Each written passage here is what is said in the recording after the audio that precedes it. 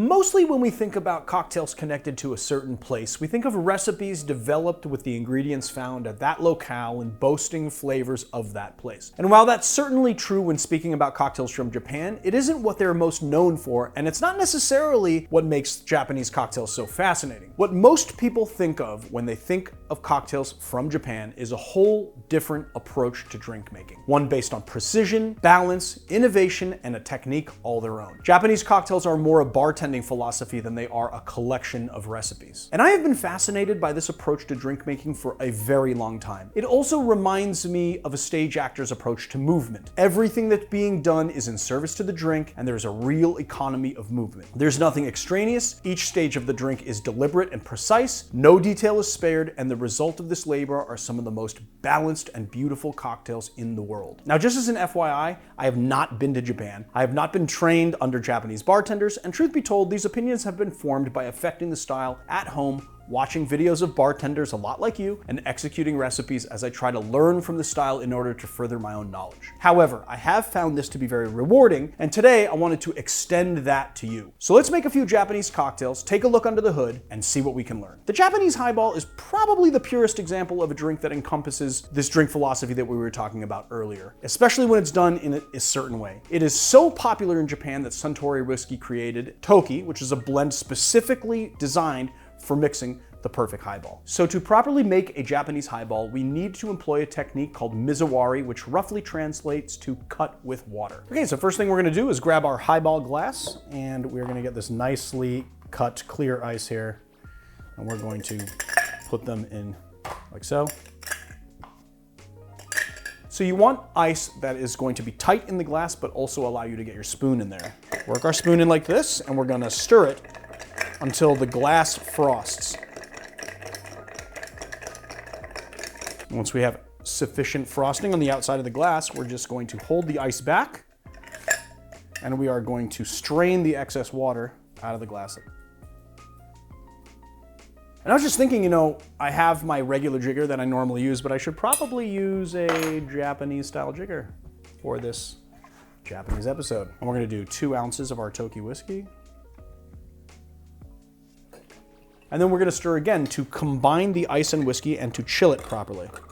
And next we are gonna add soda, any soda water of your choice. And then we're gonna pour that off the ice into our glass. And there you have a Japanese highball. Let's take a sip.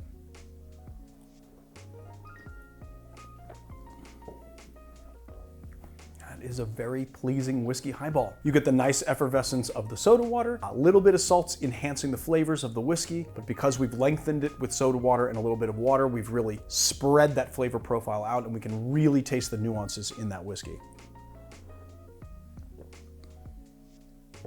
So obviously you get the effervescence of the soda. It's got a little bit of salt in it, so it's enhancing the flavor profile. And then the Toki is just like a really beautiful blend of oak, vanilla, and honey flavors. It's nice and lengthened, so we can really taste the nuances of the whiskey.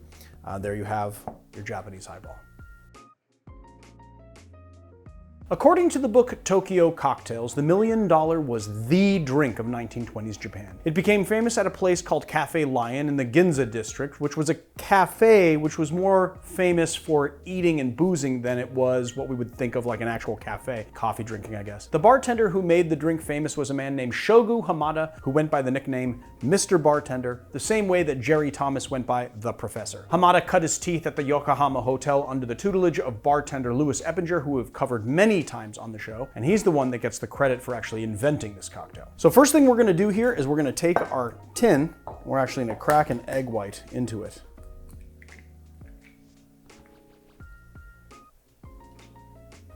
And then we're gonna emulsify it for 30 seconds. So first thing we're gonna do is 2 bar spoons of pineapple juice. Then we're gonna do 1 bar spoon of grenadine, ½ ounce of sweet vermouth, and 1 ounce of gin. Next, we're gonna add 1 big rock of ice and 1 cheater cube. Let me give this a nice shake. And then we're gonna strain into a coupette, which is just a smaller coupe. And then you can garnish with a small pineapple wedge or nothing at all. I'm just gonna keep mine clean. All right, here we go. Let's give it a taste.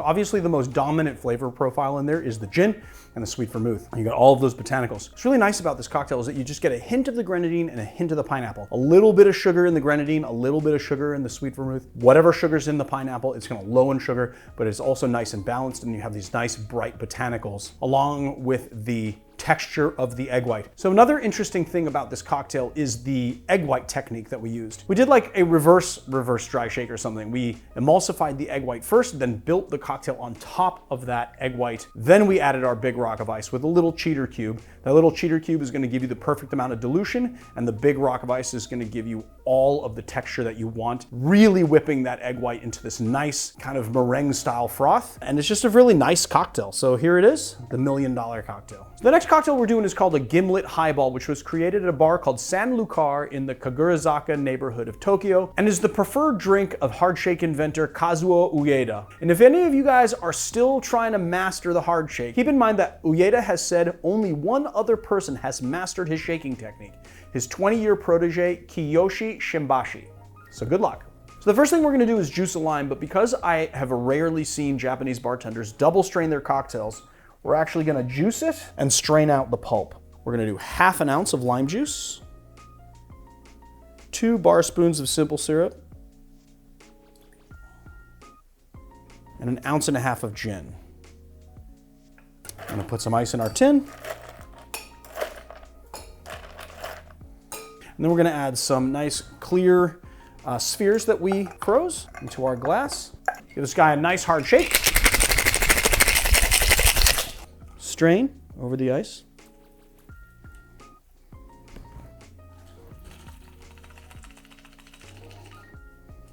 And then we're gonna top this up with a little soda water.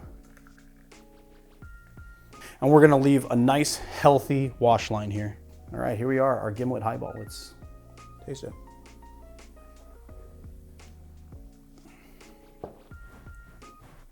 It's perfectly balanced. I really had my doubts, but honestly, it's nice and bright. It's very lime forward. You get all of the vibrant lime flavor, which is exactly what you want. It's perfectly balanced with the 2 bar spoons of simple syrup. It's nice and sharp. The gin brings in those botanicals, and then you lengthen it with soda. We, again, spread that flavor profile out, and we just have a really nice, refreshing highball cocktail. So here it is, the Gimlet Highball. The Yukiguni Cocktail was created back in 1959 when a cafe owner named Keiichi Iyama entered a cocktail contest being run by a company called Kotobukiya, an early iteration of Suntory. Back in those days, it was only big city bartenders at fancy restaurants and bars that had access to all the fancy imported ingredients. But Iyama entered the cocktail contest anyway, making do with whatever he had on hand, and he beat out 20,000 other bartenders to take first place. And this cocktail has been on menus ever since. So first we're gonna grab our tin here. So in our tin, we're gonna do 2/3 of lime juice, 2/3 Cointreau, and then we're gonna do 1 1/3 vodka.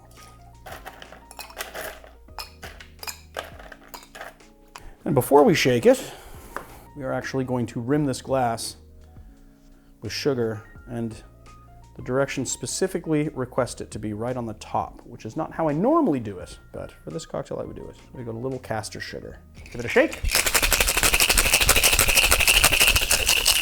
I'm gonna take a green cherry here, remove the stem, place it into our cocktail glass like so. If I were in Japan, I would not be doing that by hand. And then we're going to strain our cocktail into our coupette like so.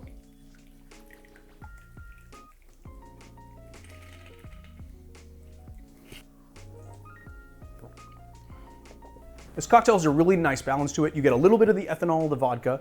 It is very tart, but it has a nice balance. There's just a really nice interplay between the Cointreau and the lime juice. And then that little extra bit of sugar on the rim helps you get a little bit of a sweet pop, which also goes towards the balance of the cocktail. So there you go, the Yukiguni Cocktail. So the last cocktail we're doing today is called the Dot Line. It's an old-fashioned variation, and it's from a bar called Tigrato. I'm not even sure what neighborhood of Tokyo it's in. It's all I know is that it's in Tokyo, and I have nothing on the creation of this, but I really wanted to do it because it reminds me of a Negroni Ristretto. It's just such a cool technique of adding flavor into your cocktail, and I think you guys are gonna really dig it. So first thing we're gonna do is grab our tin, and then we're gonna do 1.5 ounces of Bacardi Carta Blanca into a tin. And then we're gonna do 2/3 of an ounce of umeshu, which is plum wine. We're gonna do 1 bar spoon of Pedro Jimenez sherry. And then we'll do 1 bar spoon of Saint Germain elderflower liqueur. And now what we're gonna do is we're gonna take a mixing glass and we're gonna prep it with a little coffee dripper and obviously a filter, and then 7 grams of Kenyan coffee. We're gonna give this guy a little light stir, and then we are going to filter the cocktail through the coffee. Okay, once it's done filtering, I'm just gonna put that aside. And we're gonna add 1 dash, so it's about 20 drops of balsamic vinegar. And we're gonna add our ice.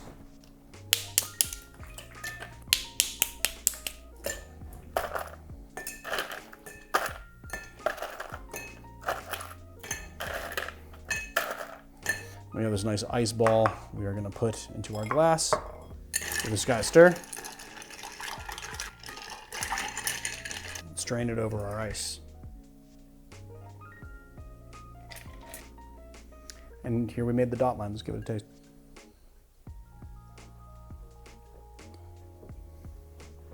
Wow.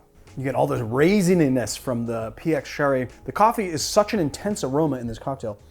And you can really taste it in your palate, but it gives it like almost like this burned smell to it as you drink it. Obviously taste of rum. You get a little bit of like vinegary kind of complexity from the balsamic, and you really taste that balsamic. And it's just a really nice flavor combination between the balsamic vinegar, the Saint Germain, and the PX sherry. I highly recommend making this cocktail. It is really fantastic. It's super complex, and it is very surprising in its flavor profile. So there it is, the Dot Line. And so concludes our episode on Japanese cocktails. This is actually the first time that I tried employing Japanese cocktail techniques sort of in a public setting when people are watching me. I hope I did a pretty good job. I'm sure that if I didn't, you guys are gonna be poking holes in everything I did in the comments, which is cool because that's how I learn. And I will see you guys on another time.